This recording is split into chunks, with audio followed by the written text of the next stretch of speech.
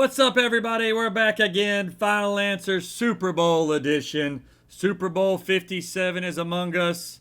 It's going down this Sunday. Chiefs, Eagles, biggest game of the year. I am so excited. Did I say excited? I'm excited. It's not just because Rihanna's performing at halftime. It's because these are two of the best teams in the NFL and have been two of the best teams in the NFL all season. Both number one seeds, both finally meeting up in the Super Bowl. They didn't play this year. Sometimes it can be underwhelming when a team plays a rematch against a team they played in the regular season because there's always that revenge factor. Not the case here. Best on best. Mahomes, Hurts, weapons everywhere, great defenses, players up for Defensive Player of the Year. This is going to be an exciting game, and I cannot wait. Before we get to the Super Bowl, before we get to everything else in the episode, I want to recap the conference championships, kind of give you what's going on in the other sports world, and we'll start with the game in Philadelphia between the Eagles and the 49ers. I don't know if a team's had more bad luck in a year than what San Francisco has had this year. I mean, even to start this game, Fred Warner gets a shoulder injury on like the second play from scrimmage. Then, what do you know? Brock Purdy back to pass, goes to throw it forward. Hurts, I think he tears his UCL or strains his UCL out for the rest of the game. They bring in Josh Johnson, who's been a journeyman the last 10 years of the NFL, who's played in San Francisco before, finally gets his shot. He gets hurt. I mean, Philly is an unbelievable defense, but I knew going in with a young quarterback, I saw a lot of veteran quarterbacks struggle against Philly this year. I knew they were going to have their way, and that's why I picked the Eagles to win, but San Francisco did not catch a break all year long. Injuries. I mean, starting from just really quarterback, you can go everywhere, but Samuel set out some time. And the fact that Purdy goes down in that game after already losing Trey Lance, after already losing Jimmy Garoppolo, I've never seen a team lose that many players in a certain position. So, obviously the Ravens lost Lamar Jackson. Other quarterbacks did go down throughout the season. But to have 3 or 4 off one team, it's just amazing. But once that happened and they didn't have a quarterback anymore, you pretty much knew that the Eagles were going to put their strength and put their grip on the game, and they did. They ran the ball well. Jalen 15 to 25, 121 yards, not his typical day through the air. He's missed A.J. Brown twice in 2 weeks of games on the deep ball. They're going to hit it this week and for a touchdown against the Chiefs. I'm calling that, and that's why I like A.J. Brown anytime a touchdown score, because I think they finally hit that deep ball this week. But when you have in a big conference championship game, when you have no threat to throw the ball down the field, the game's really pretty much over, especially with a good defense. And so Philly ran the ball well. Had 3 or 4. I know Jalen had a rushing touchdown. I know that Boston Scott had a rushing touchdown, and who else had a rushing touchdown? Chance? There's one more. I think they had 3 different guys with rushing touchdowns. Gainwell, yeah, no, I'm sorry. Mike Sanders had 2 touchdowns, so 4 touchdowns on the 148 yards rushing. I mean, San Francisco doesn't give up 150 yards rushing to anybody. That just doesn't happen. Fred Warner is too good of a player. They got Bosa, all these guys everywhere. That just doesn't happen. So to run for 150 on the 49ers, I mean, they ran it 44 times, but it was just a good team win. But you're just always thinking, what if this year for San Francisco? Probably had the best team, I believe, of any of the teams in the NFL, but injuries just plagued them all year long. Moving on to our next game, the Chiefs and the Bengals. What a game. What a game, but another game filled with controversy. Whether it was the Chiefs getting 2 shots at 4th down, whether it was some questionable pass interference, holding calls, the late hits. I know they bring back that Mahomes got late hit at the end of the game, but there was a late hit out of bounds on the Bengals when they were driving, and it was not called. Just real inconsistency where we're going to talk about it later. Are these games fixed? That's kind of what's come up lately with some of the players and the fans is that, it's like these refs have an agenda. This was one of the biggest games I felt like that was a big agenda type game. Chiefs got a lot of calls, but Mahomes played on that sprained ankle. They said he didn't take any kind of shots or medicine. I think he does that if there's a chance this week because there's no more games after. But he throws for 326, 2 touchdowns, has the random fumble that kind of got the Bengals back in the game. But Burrow, 1 touchdown, 2 interceptions. I felt like that he had his chance to take them down a couple times, and they just didn't get it done. I mean, they had the big play to Chase on 4th down that got him back in the game. T. Higgins had an amazing one-on-one play and made the play that, when they were getting down to really big early in the game. But Joe had chances 2, almost 3 times in the game were to have that signature drive, and they just couldn't get it done. It's just, 2 years in a row. Now the Bengals have made it to the Super Bowl and the conference championship and came up empty-handed. They got a really young core still. So, to me, this next year is going to be the big year for them, is that they got to get it done because Jamar Chase is going to be coming for a lot of money. Joe Burrow is going to be coming for a lot of money. A lot of these guys on first contracts type guys. But you tip your cap to Mahomes. Juju didn't play. Kadarius Toney got hurt in the first couple drives. It was really Kelsey and Valdez-Scantling that were making the plays. And, Mahomes makes the play at the end with the legs. And then Harrison Buckner makes the kick to win it. What a game. It just was a different kind of game than I think everybody thought it was going to be. Maybe a game in the 30s, 40s, to where Chris Jones had a game of his life. I think they said he had not recorded a single sack in the playoffs, had 2 big ones, but the Bengals had so many injuries up front. Jonah Williams not playing, other guys not playing, where he just had his way up front with them. And really, that was the reason why Joe and them couldn't move it downfield, because he never had the time with what Cincinnati was doing, Dunlap and the guys really getting to the quarterback. But the Kansas City is back in the Super Bowl, and this is 3 times they've made it. They've won it once, they've lost it once. I'll be really interested to see how this goes for them in a big time matchup with the Eagles. Other current events we wanted to talk about, I may bring it up to later to Chance, but the Pro Bowl was played this week. They played flag football for the first time. I think all these organizations, NBA, Major League Baseball, are trying to find ways to make the All-Star game relevant. NBA's got the dunk contest, the three-point contest. Major League Baseball's got the home run derby. So, to me, they're looking for a way to make that relevant in NFL. They've done the events with the quarterbacks and stuff like that. I heard George Kittle actually say something about getting them to do like a kickball game or a softball game, but I think you got to play football, and flag actually was pretty entertaining and moving the guys around in other positions. I know Cheetah was a rusher at one point and seeing the Diggs brothers on each other, but it's such a physical sport. It's hard to just do for fun because somebody could definitely end up injured. So I would say I'm 50-50 on it, but I think it was more entertaining knowing what the rules were and not, can I tackle, can I not tackle? So I actually, I'm 50-50 on it, but I think they're moving in the right direction with starting with doing flag. NBA has been just wide open. I've never seen it this wide open. The last couple days, trades have been everywhere. Kevin Durant is going to the Phoenix Suns. Wow, mind blown. They give away Bridges, they give away Johnson to get him, and 4 first-round picks over the next 5 years. But now you have Kevin Durant, you have Devin Booker, you have Chris Paul, DeAndre Ayton. Finals favorites. Chance was talking about their line jumped. It was at a certain point. Now they're the favorites to win it all. That's going to be really interesting to see how they core down the stretch going into the playoffs. Kyrie Irving also traded from the Nets. Now he's with the Mavericks with Luka. Nice little 1-2 punch there. How will they work together? That's what always these great trades, they sound great when they happen. How will they coexist? It took LeBron and Miami a couple years to make it happen. Obviously, James Harden, Kevin Durant, and Kyrie never made it happen. So just because you get them all together, it's not going to end up like the Celtics with Garnett and Pierce or LeBron and Miami. That stuff takes time. Another big one I thought was the Lakers getting D'Angelo Russell back. They get rid of Westbrook. Is this the end for Westbrook? He took a role on the bench. We're talking about a guy who was an MVP, triple-double every night, to where it's hard to see him kind of taking a different role. Now he's getting shipped off to Utah, maybe to somewhere else. I just don't know how that's all going to play out with Westbrook, but he's one of my favorite players, or always has been, because of the way he plays.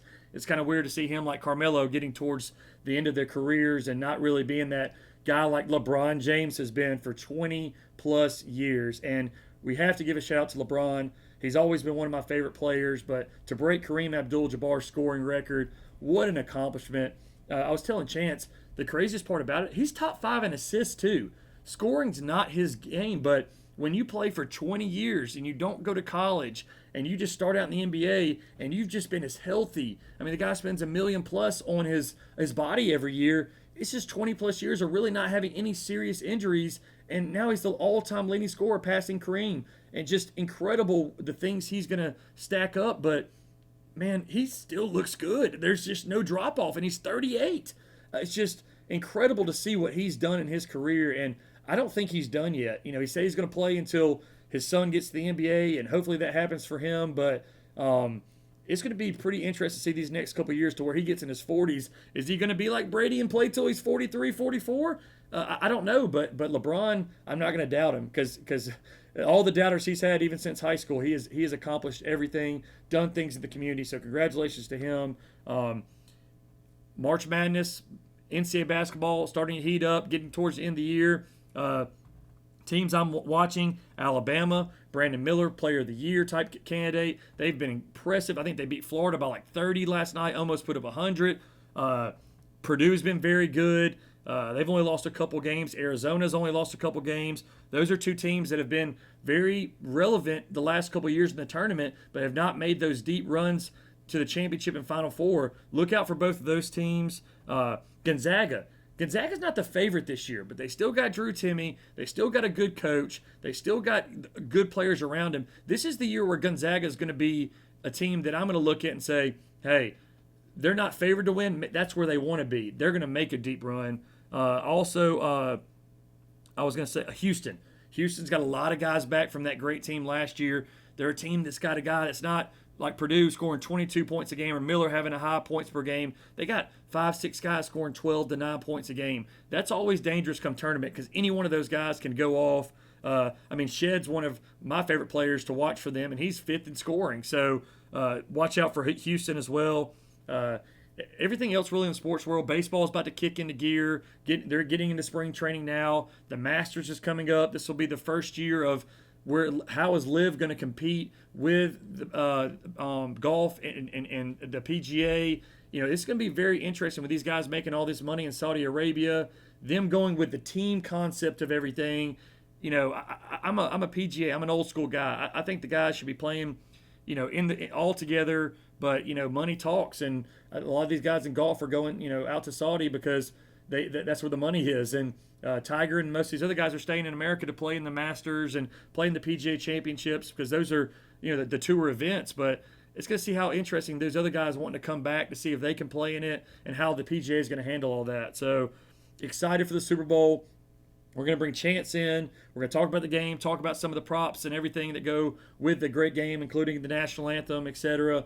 And we'll end it off and get ready for everything else on the Final Answer.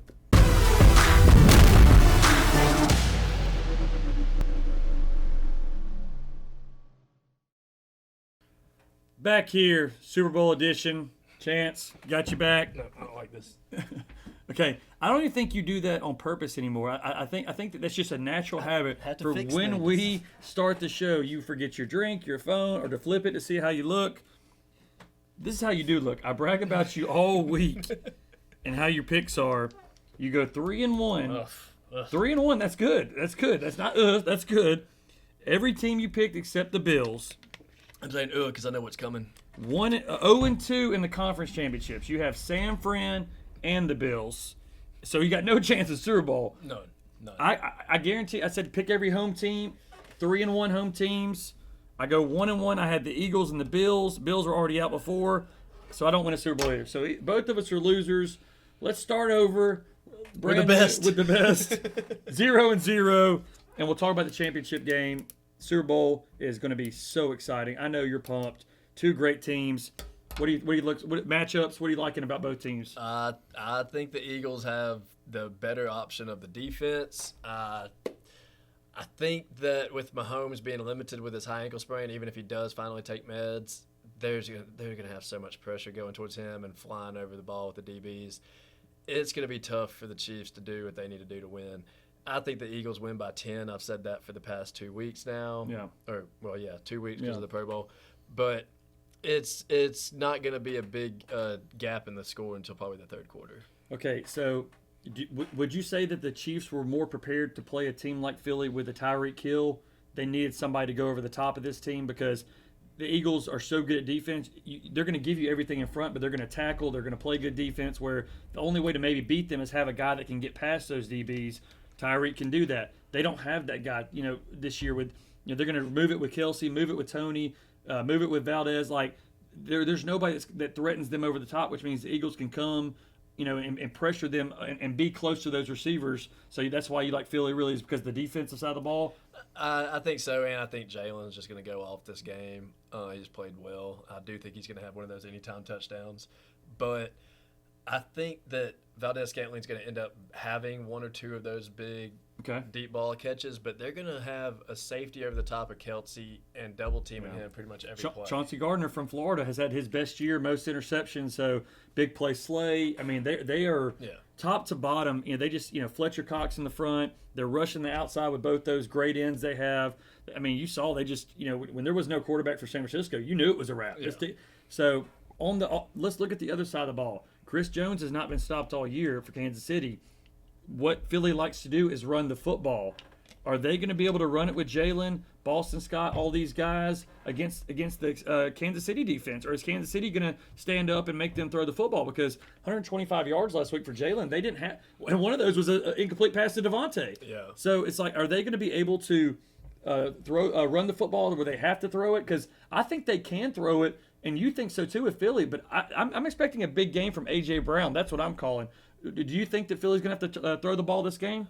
I think it's going to be – actually, I think they'll probably run the ball more than they throw. I do. I think they'll do a lot of read option things because there's no games after this weekend. Jalen can play all he wants and run all he wants. Control this line of scrimmage, control the game, and that's going to win the game? Maybe. Okay. I mean, they rushed it 44 times last week, so that's what they did, and that's what's been working for them. And they've held these teams to 14 points all year because – they've controlled the ball, controlled the game. So that's what you look for. No shootouts at all. You think it's going to be kind of a low-scoring game. You like the under?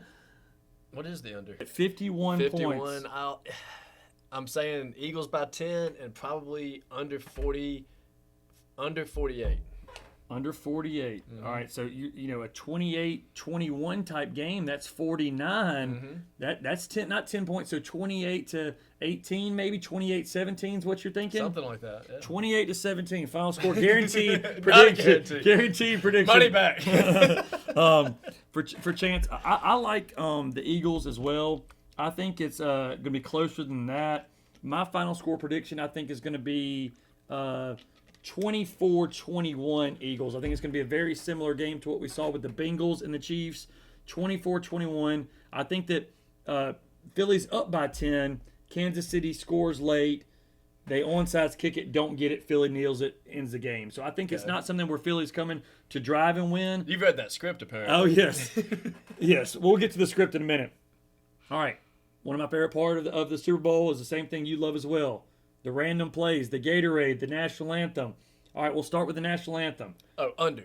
Under. Chris Stapleton. Okay, so it's what did you say, 2 minutes? Yeah, it's supposed to be under like 2:07 or something 2:07. Like so you think Chris Stapleton, the country guy, is going to be a little bit shorter? I think he's going to be more into playing the renditions on the guitar and everything, and I don't think he's going to try to hit as many notes as like a Mariah Carey or somebody's going to try to hit. So, yeah, I think he'll try to do it under and have more guitar riffs and stuff in it. All right, Gatorade. The Gatorade bath. Blue, orange, yellow. I'm feeling orange this year. I don't know why. Maybe it's that Gator orange that they type in the Gatorade on, but I like orange. What about you? You said I think maybe purple? Yeah, so purple is probably one of the worst odds ones, and I'm going with that. I don't know. It's one of my favorite Gatorades, too, to drink. But I'm going to go with purple, and then I'm also going to lay another one down on probably clear. Okay.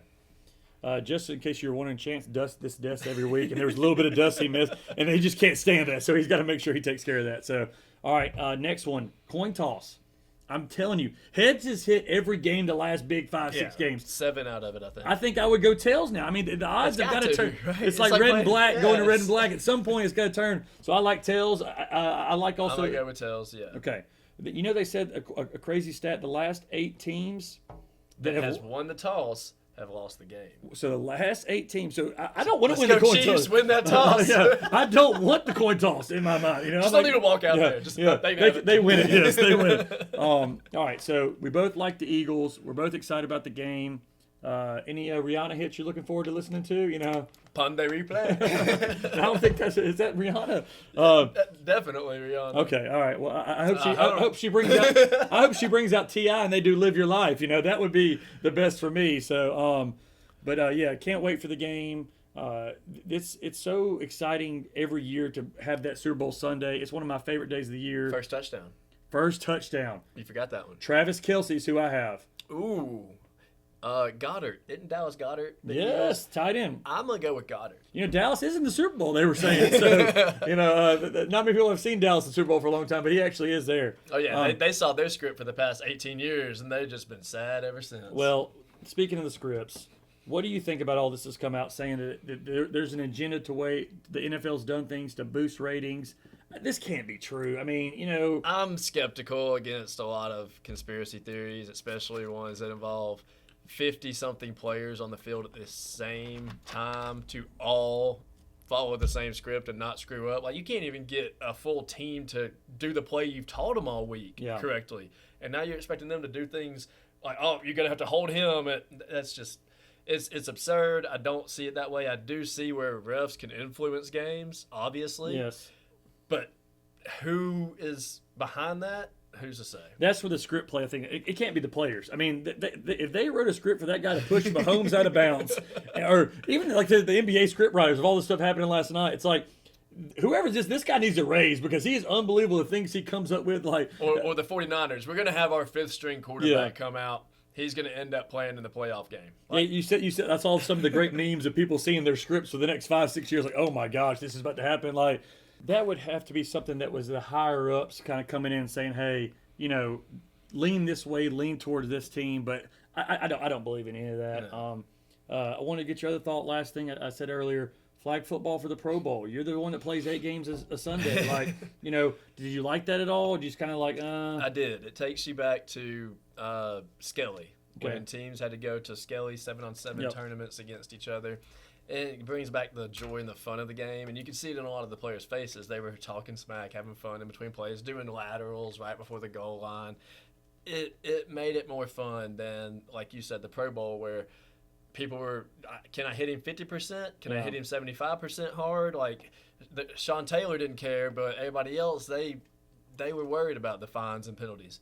So it makes the Pro Bowl now, I think, relevant again to people, and it makes it something they can all attend and relate to.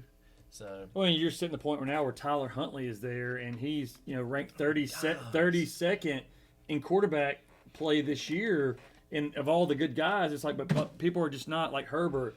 Mahomes is playing, but Burrow, Josh Allen, these guys, none of those guys go to represent the AFC. So it's like it's lost its luster. It's like the dunk contest, like when Michael Jordan and Dominique Wilkins, it was the best guys out there, and then now it's just a bunch of random guys that don't play that much, but can dunk.